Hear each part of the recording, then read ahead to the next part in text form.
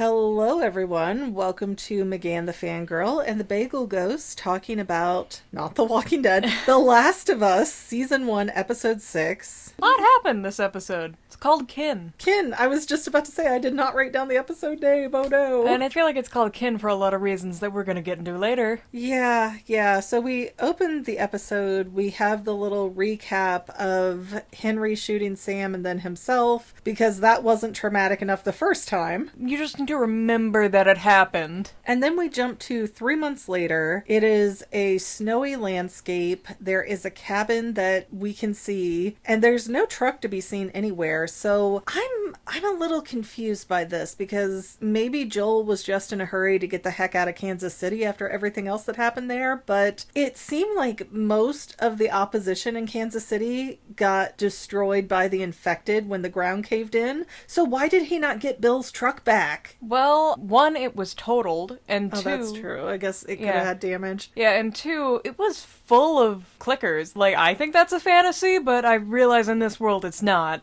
I don't know. I'm surprised he didn't get some kind of vehicle, because there were multiple working vehicles in the area of the last big zombie fight. And I assume they have been walking on foot from Kansas City, Missouri to Wyoming at this point, which just seems insane. I would have died within the first 2 days. Right, well, these people have also spent most, if not their whole lives, doing this. No, I think Joel could make it. I do not feel confident that Ellie would be tough enough to get through 3 months of walking. I think she could make it. She's an army brat. Well, clearly she did make it, so I guess it's a moot point. I just think it's weird that they couldn't salvage a vehicle somehow. And we open with this, I believe, Native American fellow, and he's coming in from hunting with a bow and arrow, and he's got this wife or sister or somebody who is also like a middle-aged looking person, and she's just like, oh yeah, hey, by the way, we're being held hostage. And they're so calm about it. They give no bleeps about it whatsoever. Because Joel comes out and he's holding these guys up at gunpoint, and the sister or wife or whoever she is just like, I made him some soup. Just, yeah, I made him some soup. How dare you think I not be hospitable to the people taking us hostage? It's good manners. But then Joel plops down this map on the table, and he's like, we've been lost in the woods for weeks now. Show us where we're at on this map. And the guy, without missing a beat, just looks at the girl, and none of them are tied up or anything. They could totally fight back if they wanted to. But they don't. But they don't want to. And he just looks at the lady, and he's like, did you tell him the truth? Yeah. Are you telling me the truth? Yeah.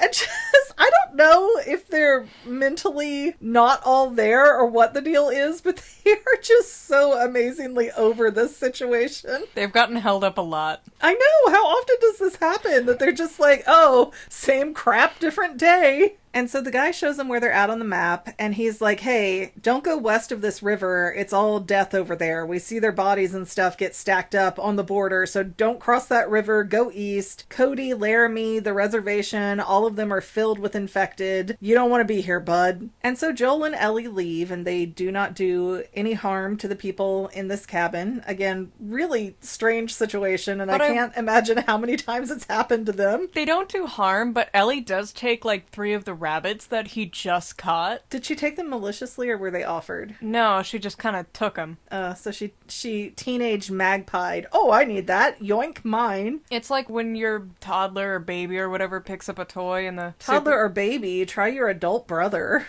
We don't need to drop that lore. Yoink, mine. Hey, where's my keyboard? You weren't using it. I was literally asleep. Need to game all night. Anyways, so once they leave that cabin, we see Joel grab his chest, and there's this ringing noise in the audio, and Joel seems to be breathing very heavy, and I thought it might be a heart attack for a second, but I think he's actually having a panic attack. Maybe an anxiety attack. He is really old. It wouldn't surprise me if he just needed to sit for a few years.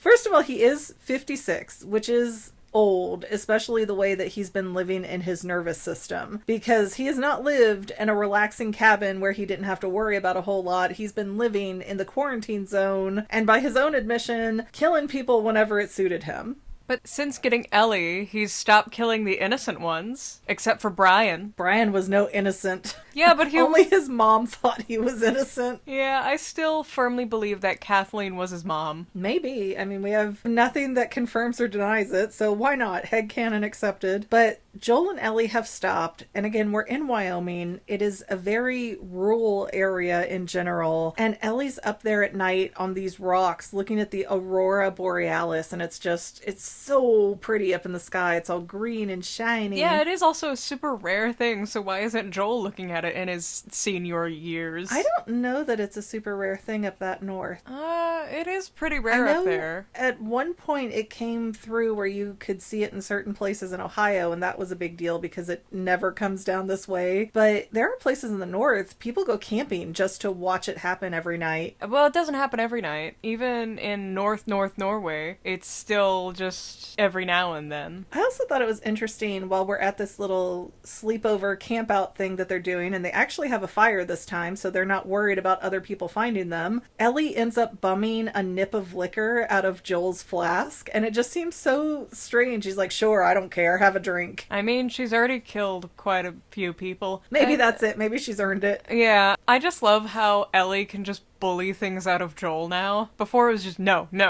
Very stern answers, and now he's like, all right. He's been worn down. The trouble of having a teenager. So Ellie is actually making a lot more headway with Joel and getting him to talk to her and just have conversations in general, because Ellie says, what do you want to do next after my blood cures the world? And Joel talks about raising sheep, but Ellie is really interested in the idea of getting to go to space. And Ellie rationalizes her fixation on space because she grew up with the ocean to her back and walls in front of her by being in the QZ forever. So space was kind of this neat, cool thing. So that actually explains why she's so excited looking at the aurora borealis. There's nowhere to look but up. It's like when you hit rock bottom. And then we wake up and Joel has again fallen asleep on the job. He was supposed to be standing watch. He's old. Instead, Ellie takes over his shift because she wakes up and finds Joel passed out. And Joel's like, you can't let me do this. And Ellie's all, I just did. What are you gonna do, stop me? What are you gonna do, go back in time? But it's interesting how Ellie is becoming aware of Joel's weaknesses and his spots that he's not very good at anymore. And she's naturally learning to cover for them. He's old. He needs someone to cover for him. But Ellie is such a blank slate that she's finding her niche in this system. Like, oh, Joel doesn't hear from this ear. Oh, Joel falls asleep early. Let me compensate for those things. I mean, when your only protector has weaknesses, you kind of pick up on that. But that's what I think makes it interesting, because at this point, even though Joel is definitely the hammer in the toolbox, they're kind of getting each other's backs and watching out for each other. Isn't that what duos do? Yeah, but I don't think Joel has ever seen or recognized Ellie as someone at the level of Tess. Tess was his partner. They went and did things and had each other's backs. Ellie is this little girl he's supposed to protect and pass off as quickly as possible. But now he's getting emotionally attached. Kind of, but not completely. So they continue their journey. They go west of the river where it's supposed to be dangerous. They don't really cross any infected in this time, and it's weird that for 3 months, going from Kansas City to Wyoming, apparently nothing of note happened. Sometimes it's boring for a while. But Ellie and Joel start coming up this hill, and all of a sudden these horseback mounted patrol people surround them with their rifles, and they're just like, hey, we got questions for you, and what are you doing here? And guns aimed at Joel and Ellie the entire time. I'm still surprised that the cordyceps aren't like, hey, let's get other big animals so we can rule this world entirely, because especially horses, you cannot mess with a horse. If you pet a horse too hard on the butt, you don't have ribs anymore. I mean, maybe the cordyceps are playing the long game, though, because humans are the most populous thing on the planet, so if you have the humans, you have most of the planet under your thumb already. But what was really interesting is that these Mounties had this German Shepherd that could smell if you were infected. So they don't have the technology of the QZ, but they still have a way to detect whether or not people are infected. And I think that's really weird using a sniffer dog to find that out, because in colder environments, air particles actually shrink, so it's harder to smell these things. Oh, interesting. But dogs are so sensitive. I imagine they're going to be really good at sensing these but things. like, do cordyceps even really have a smell to them is the real question. Well, obviously, because they trained the dog to shred anybody who smells like it. It doesn't shred Ellie, because she's also a dog of the military. Well, and I think that's interesting because the dog goes up to Joel, and of course, Joel clears, and then the dog goes over to Ellie, and you see Joel, we hear the ringing in the audio again, and everything gets kind of fuzzy, and Joel's having another panic or anxiety attack, but the dog just starts licking Ellie. I find that curious, though, because Ellie didn't pass the test, like the electronic test. Yeah, I mean, but that's also weird. I don't know if the growling before was something that Joel was just imagining or what. Yeah, I don't know. It could have been that the dog was growling for a different reason. It could have been the dog like, oh, I think I smell something. Oh, no, she's fine. We're cool. We're both dogs. But yeah, it strikes me as odd why the electronic machine says that Ellie's infected, but the dog is not detecting it. Well, because the electronic machine isn't as prone to failure or distraction. I don't think the dog was distracted, though. I mean, I think the somewhat reasonable conclusion that we're supposed to draw is that Ellie's not really infected because the antibodies, but we really don't know what else the dog was measuring. Was it the smell of infection? Was it a behavior? We don't know what the dog was actually trained to find. Yeah, it could be anything. Are German Shepherds usually sniffer dogs, or? That's what the police train to,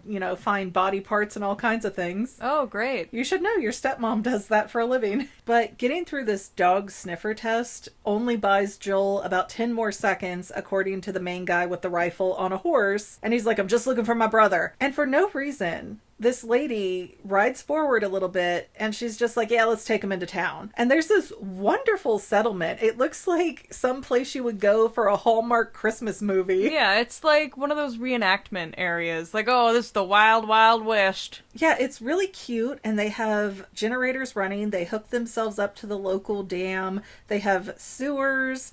They have hot buffets and running water too. Yeah, running water. They have all the luxuries at this point in the apocalypse. It's like Bill and Frank, but bigger. Yeah, they are sitting pretty right now. And there's a point where Joel and Ellie are eating, and Tommy and this lady, the lady who decided to bring him into the settlement named Maria, are all sitting at a table. Oh, by the way, he found Tommy. Oh, yeah. Yeah, Joel goes into the settlement. He's like, Tommy, it's you. And Tommy, gives Joel a hug, but doesn't look that excited. But anyways, they're all sitting there eating at a table, and Joel looks over and goes, thanks for the hospitality, Maria, but I want to have a family discussion, so can you scoot? And Tommy's like, well, actually, and the whole time Tommy's had a wedding ring on. I don't know how observant Joel didn't notice that. Well, he's not observant anymore. He's old. He's 2 years away from needing a cane. I'm amazed he doesn't need one now with the beatings he's taken. He's 56. I need a cane sometimes, and I'm 40. But Tommy and Maria are married, and Maria is one of the democratically elected leaders of about 300 people in this commune, because Joel gets this attitude of oh, this is communism.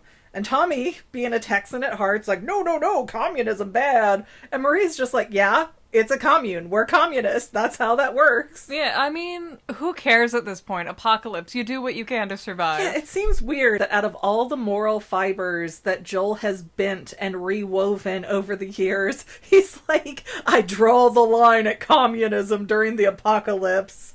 I still want to think that Russia, the most northern communist country, is just fine. They're just fine. Their people are fine. There's no mushrooms.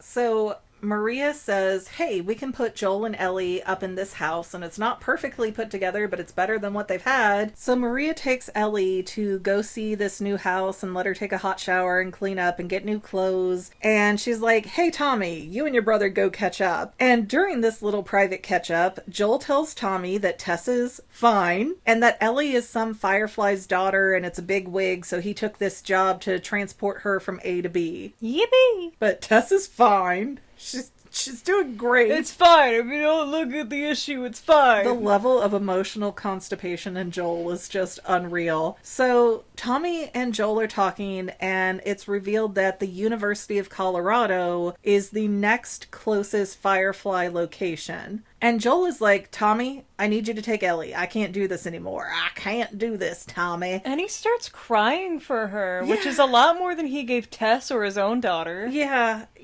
It's a little weird how Joel is able to emotionally, what would be the right word, dump a little bit, I guess, on Tommy, but he keeps it so packed otherwise. He's like a little time bomb. And Tommy's like, Joel, I can't do this. I have a baby coming. And so Joel gets kind of mad and he storms out of the bar where they're talking, and he has panic attack number 3, which is where we switch perspectives again and we see Ellie coming out of the shower with fresh clothes on the bed and her very own diva cup. Now, we don't know what Ellie's situation is as far as having a lady cycle, trying not to make the guys, have a conniption fit in the comment section here. Is saying menstruation too gross? Menstruation? It's a weird word. But Ellie gets a diva cup and she's like, oh, gross. And weren't you watching it going, why doesn't she just use pads? I mean, yeah, it feels weird because Ellie's like 14. She might not even have her period She might yet. not, and by her reaction, I don't think she does. But I just want to say, if you are traveling and you are trying not to be found, having to throw out something like a pad that's not going to biodegrade is going to make you very trackable. Depends on how often you change. Depends. Do you want to be septic? Well, I'm getting worried about you and your hygiene habits with this conversation. But it depends on how far they travel in a day. But Ellie decides, oh, I'm going to go check on Maria. She says she lives across the street, and she wanders into an empty house. There's this chalkboard over the fireplace that says Kevin with some birth and death dates, and then Sarah. And Maria walks in. She's like, oh, great. I just traded to get you this big puffy eggplant coat, which Ellie is completely ungrateful for. She's like, man, it's really purple. She's so concerned about the color. And Maria gets very insistent that Ellie needs to get a haircut. And she's just going to take off the ends, so it's fine. Just sit in the chair, girl. Yeah, it's very weird. Ellie at no point was like, yeah, I need to cut my hair. I feel like I need to. At no point was she like, oh man, I'd like to get my hair cut. Okay, but think about this. Maria is from the before time, so she remembers the world as it used to be. Ellie is not, and Maria kind of knows, hey, you get somebody in a chair and you're cutting their hair and it's going to take a while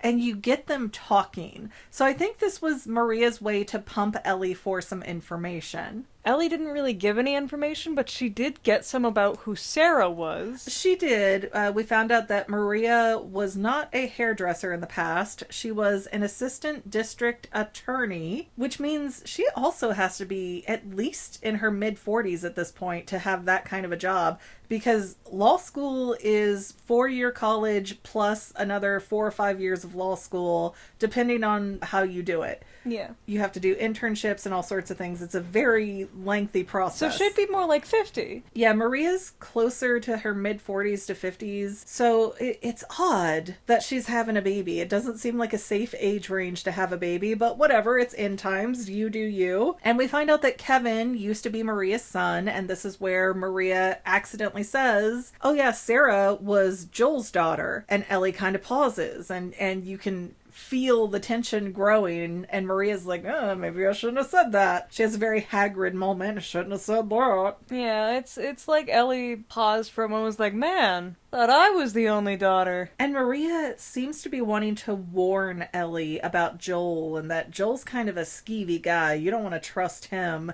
And it feels like we're getting build up for the end of the series right here, honestly. But Ellie just claps back, and she's like, oh, yeah, I know Joel killed people, just like Tommy used to do. But Maria wants to insist that no, Tommy was innocent. He was just following Joel. And I'll be darned if it doesn't sound like some new supply of a narcissist after he's abandoned his baby mama for a new girl. Yeah. It's like, no, not him.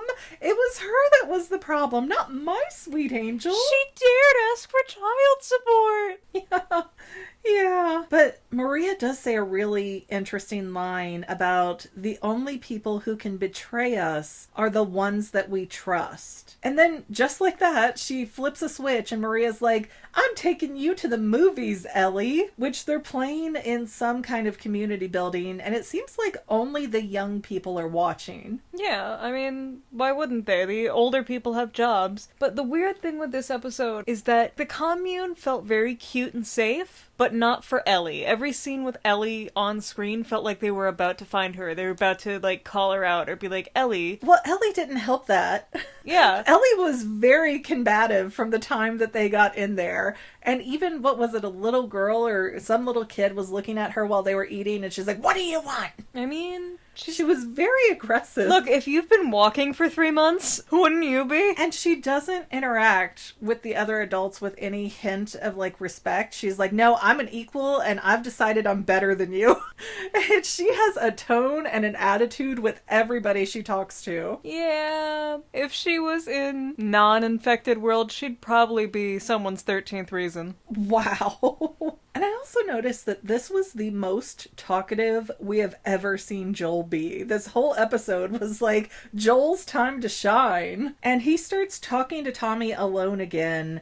And he's sobbing and going on about how afraid he is. And every night he's having nightmares about failing Sarah and how he's just going to end up getting Ellie killed if he takes her. So Tommy... Failing Sarah? Yeah. Sarah's already dead. But he still has nightmares about it, he said. Did he? Yeah, that's what he was saying, is every night I have nightmares about failing her again. And like everybody around me, I end up getting them killed and I'm just going to get Ellie killed. So Tommy, you got to take Ellie. And by the way, don't tell your wife anything because I don't trust her to know the secret that Ellie is infected. I mean, his wife does seem like the kind who would shoot Ellie without a second thought. Maybe, I feel like if you broach it correctly, you could have that conversation and it would make sense, and they might send a whole team of people to escort Ellie to where the Fireflies are. I understand why Joel kept it a secret. I don't necessarily think it was the wrong decision, but I think you can have other outcomes besides, oh, they're just automatically going to myrtleize this girl. Well, you never know. Tommy's wife is giving such dictator energy, it's insane.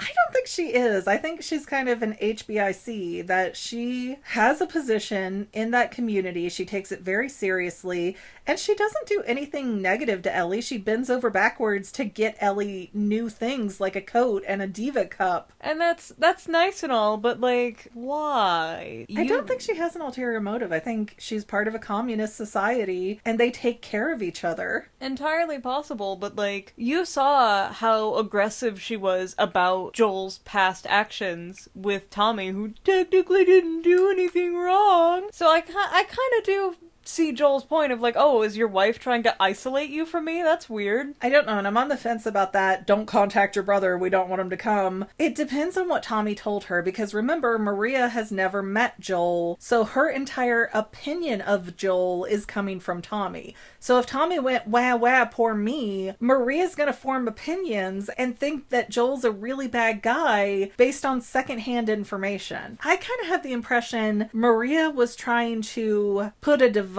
between Ellie and Joel so that she could get Ellie to stay and kind of kick Joel out later if she needed to. But she is an attorney. She should be able to think for herself. She does. And I think she's a little manipulative when she tries to quote-unquote warn Ellie, because at the end of the day, children are the future, no joke, so she would want Ellie to stay in that community a lot more than she would want Joel. And if Joel is still a bad guy, maybe she wants to swoop in and save Ellie. I mean, remember, she was an assistant district attorney. Her entire job was going after bad guys and trying to put them away. So I feel like Maria has a protective nature about her, even if she comes off as very blunt. I don't know, something about her just doesn't feel right. I feel like Tommy's gonna end up spilling some beans and then it's gonna be like, we have to do something about Ellie. I could don't be know. Good, could be bad, I don't know. But I'm 99% sure we are not going to see Maria for the rest of the season. She might be in season 2, I don't know. But I'm pretty sure we're not going to get back to seeing anybody in Wyoming. Dang. Wyoming isn't real anyway. Yeah, it's a made-up state. Whatever. No one lives there. Tommy ends up agreeing to take Ellie at daybreak, and so Joel goes back to the house he's supposed to be staying in with Ellie, and Ellie's all upset, and they have this big back and forth fight because somehow Ellie heard what Joel said to Tommy about wanting to pass Ellie off to Tommy, and I don't know if Maria came over and said something because Tommy didn't keep his mouth shut to his what. Like, I don't know how Ellie got this information because she was not where they were, but Ellie is super upset. Yeah, it's really weird how she's only getting the, oh, well, Joel wanted to dump you because he's old. Yeah, and Joel's like, I'm trying to do it for your own good, and Ellie's really not having it. So she wakes up the next day, she's ready to go, Tommy comes to get her, and Joel is already in the stable saddling up a horse, and he's like, well, I thought you deserved a choice. I think you're better off with Tommy, but you have to decide where you're most comfortable. And Ellie immediately chooses Joel, but why not both? If Tommy is already committed to going and his wife is okay with that and they all understand the situation, why don't both of them go? Well, because that would be too easy. We gotta make plot here. It just seems weird to me. I know Tommy really didn't want to go in the first place, so I get why he would be happy to back out, but it just seems like you don't have to choose A or B. All three of you can be a team together. No. But they take one horse for two people, and you asked if the horse could handle two people. I think that horse is walking pretty slow.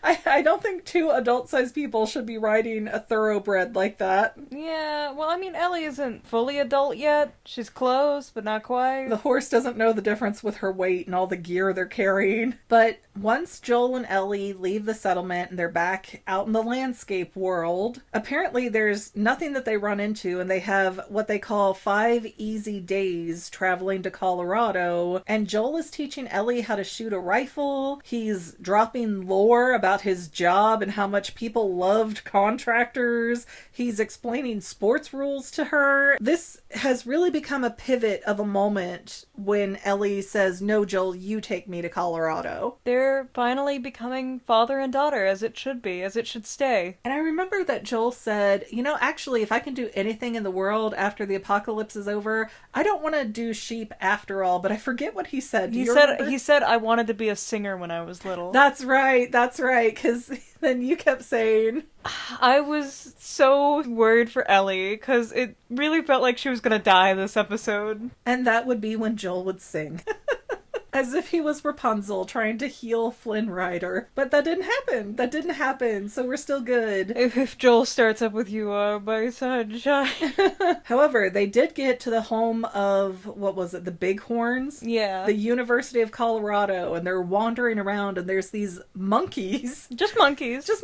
Wandering around like you do. Didn't know there were monkeys that close by, but whatever. Well, they think the monkeys came out of one of the university test labs, but there are a bunch of them. Like, it's not one or two monkeys, it's a whole herd. Well, you have to do a lot of stuff to experiment. Depends on what they're doing. Maybe they were testing infection drugs. Well, they do go into what looks like some kind of student center where it's really, big and open inside. And it's all disheveled. It looks like there were a bunch of medical zones set up. But while Joel and Ellie are looking around, they notice these 4 guys that come walking in with baseball bats. They're outside, but Joel has to sneak to the horse, and one of the guys sneaks up on Joel because he's practically deaf now and tries to hit him with the bat. It hits the tree and splinters. Joel grabs the guy, ends up breaking his neck very quietly, stealth kill, so bonus point achievement unlocked here. But once the guy drops, it's revealed that the bottom of that splintered bat ended up getting shoved into Joel's abdominal region. Yeah, somehow. Right through his appendix. And then Joel chooses that moment to be like, I'm just gonna pull it out right here and now. Yeah, no. Because I have no common sense all of a sudden. Yeah, there's no first aid kit, there's nothing happening, and then he gets on the horse and they leave. Yeah, they leave while the other 3 guys come running up and Ellie's shooting at them, and they do get away, but we don't have any kind of sense of who these guys were. Did they live there? Did they randomly wander through? It seems like they were raiding, but yeah, it felt like they were kind of raiding because I don't know though, it was just 4 guys with baseball bats. You would think somebody traveling would be carrying a lot of supplies or something like Joel and Ellie do, but it's odd, and that would imply that there are more of them somewhere nearby. Like Brian. Like Brian. Poor Brian. His mom will never recover. In many ways, she won't. But they get far enough from the other 3 guys with bats that they're not really worried about it until Joel just falls over off the horse because he's bleeding so hard. And Ellie's just like, no, Joel, get up. I don't know what to do. Oh, no, huh? He was not putting pressure on the wound at all to stop the bleeding. He was... I mean, I get sometimes when you're in these life or death, split-second decision moments, you don't have time to think it through and make the best call. But Joel has been through so much. He is a combat veteran. He has taken so many dangerous fighting type of jobs. How did he not know to not pull that bat out while he's in the middle of a getaway? Well, 'cause he's used to bullets, not bats.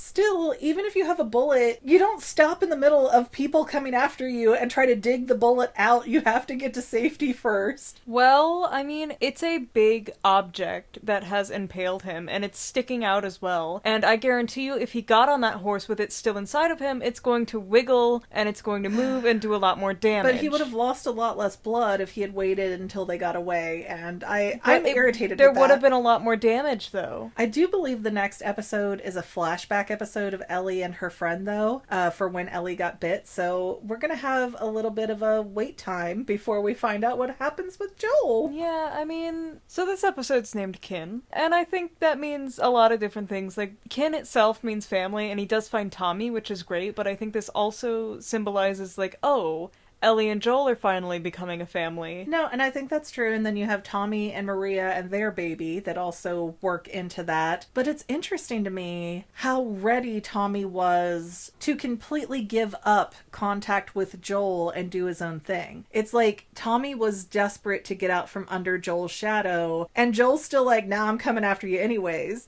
And it didn't seem like Tommy was thrilled that Joel was there, but he did offer him, while they were leaving to go towards Colorado, Tommy did say, there's a place for both of you when you're done. Yeah, and that's good, that they can come back. They're gonna come back and they're gonna live long, healthy lives as father and daughter. Sure. I think the problem is Tommy believes the power dynamic is going to be in his favor now because his wife is one of the people in charge. So now Tommy is going to have to be respected by Joel, but I think Tommy is always going to be the little brother to Joel, and that's never going to get fixed. Yeah, I mean, Tommy... Like, the issues are going to be there because Joel won't grow as a person. Tommy's not going to be the one respected then. It's going to be his wife that gets respected. But I feel like he's going to expect a certain amount of respect because of his wife's position. Like, look, my wife is a person of extreme authority and power. She's an important person. Thereby, through extension, so am I. Oh, wow. It's like when you go to a military base and you get those certain types of military wives who think, my husband's rank is my rank. Like, no, honey, you're not getting shot at for a living. You're not sleeping in ditches at night.